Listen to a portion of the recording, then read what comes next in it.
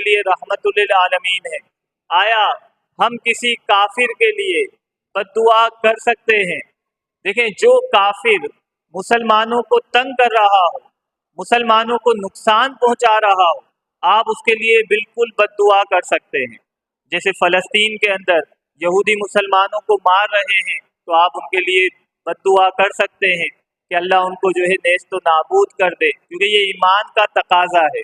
अल्लाह के रसूल ने फरमाया कि मुसलमान के मुसलमान पे चंद हुकूक है, उनमें से एक हक ये है कि जब तुम्हारा भाई मदद मांगे तो तुम मदद करो। अब वो हमसे मदद मांग रहे हैं तो हमारे पास इख्तियार नहीं है, तो अब हम अपना हथियार दुआ को इस्तेमाल करेंगे, या अल्लाह उनकी मदद फरमा और इन कफ़ार को जो है नेस्त नाबूद फरमा। लेकिन जो कुफ़ार मुसलमानों पर जुल्म नहीं कर रहे, ज्यादती नहीं कर रहे, हम उनके लिए बद्दुआ नहीं करेंगे, उनके लिए हिदायत की दुआ करेंगे। अल्लाह